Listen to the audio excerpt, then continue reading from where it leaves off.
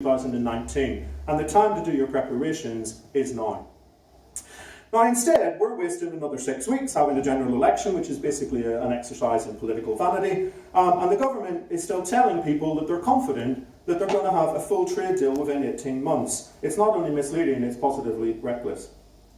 Now against that already quite complicated, not very promising background, let's set aside the question of the withdrawal mechanics, let's set aside the question of the transitional arrangements, let's focus in on the issue of future trade relations between the UK and the EU.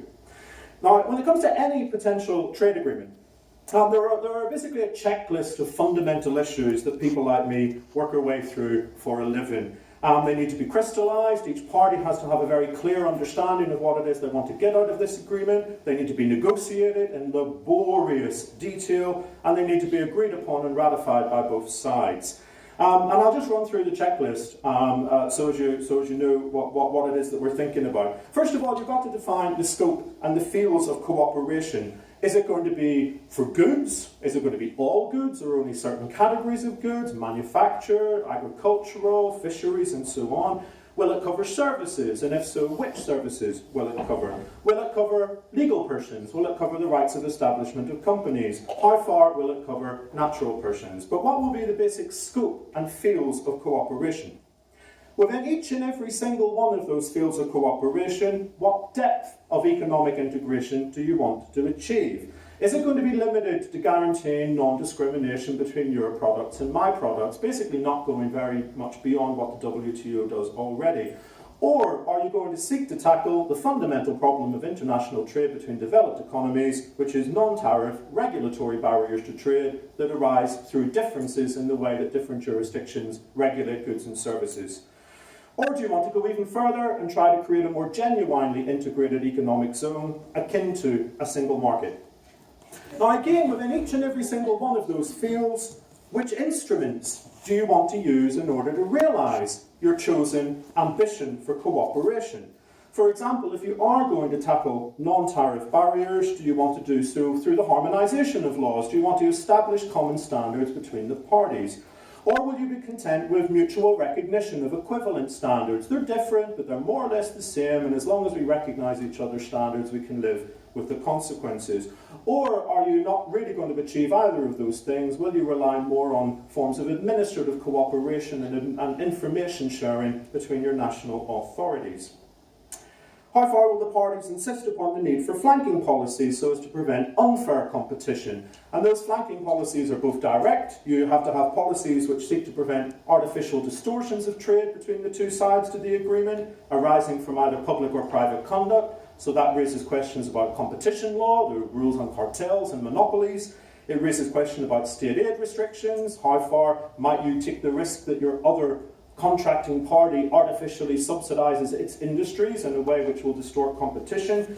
How far will you have rules on public procurement?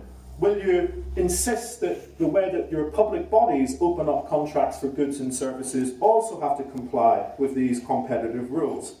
And it also covers indirect flanking policies. How far will you allow each contracting party to seek to gain artificial advantages in competition by engaging in regulatory races to the bottom, seeking to lower wages, lower social standards in order to attract migrant capital, migrant companies? So that covers employment, the environment, consumers, public health, and so on. Which institutional arrangements will you seek in order to operationalise the agreement? You'll need political institutions that will help make decisions, that will elaborate and update what is effectively still only a skeleton agreement that needs to be fleshed out in practice. What structures will you have for the effective implementation and enforcement of your obligations? And in particular, what dispute settlement mechanisms will you agree upon? And will those dispute mechanisms be limited to the states at the international level, or will they also be available in some shape or form to individuals and businesses on the ground within your national legal system? And finally, you've got to make sure that the proposed agreement is compatible with your existing obligations, both your internal obligations, with the way your own constitutional structure works, the way your own institutions are set out, and also your external commitments. For example, you have to still comply with WTO law. Now that's the basic checklist. that we expect to work through when we're looking at international trade agreements. And the question arises, how much do we know so far about what the UK wants from the EU? And the answer is virtually nothing. On the UK side, the government's position, again set out in the white paper, makes 3 points which are relevant to what we're talking about here. And the first point is the UK policy towards our future relations with the rest of Europe is being dictated by two of the main lies and fantasies which were sold to the British public by the charlatans and demagogues of the Leave campaign. First of all, hostility towards EU immigration, and secondly, hostility towards the European Court of Justice. And in particular, it's those twin factors taken together which are entirely dictating the future relationship between the UK and the EU, and in particular, which lay the basis for seriously dislocating our future relations with the EU well into the future. To be more precise, the white paper focuses a lot on the alleged problems caused by EU immigration and insists that the UK needs to take back control over EU immigration by introducing controls on the number of EU nationals who take up residency in the UK. The government's presentation of what EU law actually says is very misleading. They don't provide any supporting evidence for their claims. On the contrary, every serious social science study on the impact of EU migration upon the UK contradicts what the government is saying. They refuse to acknowledge at any point the central role that was played by UK policy, UK choices, UK institutions in the law and practice of free movement, particularly the enlargement into Eastern Europe and the fact that the UK decided to allow and in fact encourage migration from Eastern Europe to the UK for purely economic reasons. And it also, of course, overlooks the basic and glaring fact that at the last census, the great majority of foreign nationals living in the UK were not from the EU, and they are entirely within the competence of the UK government and institutions. And so if we're going to blame anyone for immigration problems such as they are, we only really have ourselves to blame. Secondly, the white paper focuses on the need for the UK to escape the jurisdiction of the Court of Justice. But again, they fail to provide any explanation or evidence to support their allegation that the European Court of Justice is somehow a dysfunctional institution. And that's unsurprising, given that any ideological motivated critique of the Court of Justice inevitably relies on a highly selective and distorted degree of evidence to support its decisions that it's already made about itself.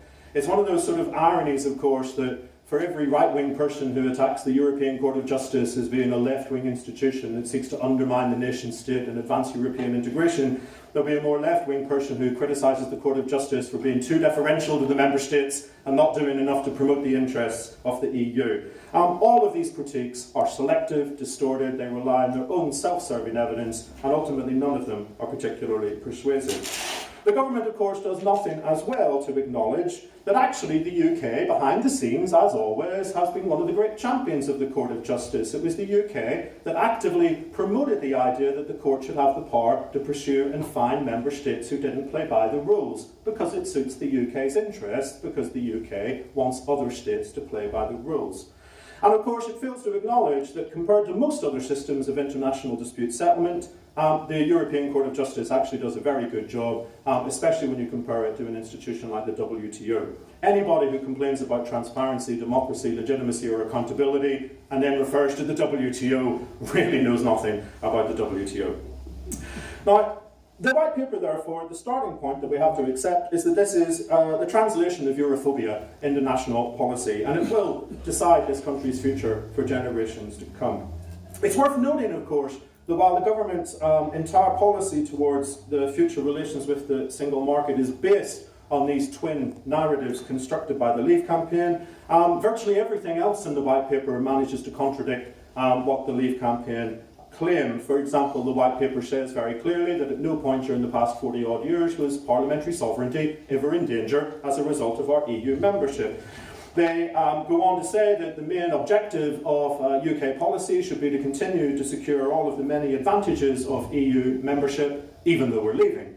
And the strangest thing of all, I suppose, is that the white paper, and in virtually every other document the government produces, talks about the greatness of the UK in economic terms, diplomatic terms, cultural terms, and so on, begging the rather awkward question, well, if the last 40 years the UK has been a member of the EU, how did we manage to be so great when the EU was systematically destroying us, because that's what we've been told for the past 40 years as well. The two simply don't add up. But the bottom line is, this is what we're stuck with. So from there, second main point of the white paper, when it comes to the future of our relations, the white paper says we are leaving the customs union. Now this was obvious. This was obvious to anyone who was listening, because membership of a customs union carries very extensive regulatory obligations, and it carries significant limitations on your ability to engage in trade relations with the outside world. Instead, what the government says is we want a special relationship with the customs union. We can't tell you what it is, we have no idea what it might look like, but we want a special relationship with the customs union.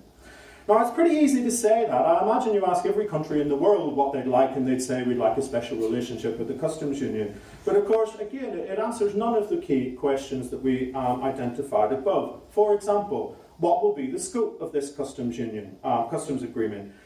So far, the only indications we get from the UK government are incompatible with the WTO. They talk about special deals for the car industry or so on. You can't have those. You can't have special deals under the WTO.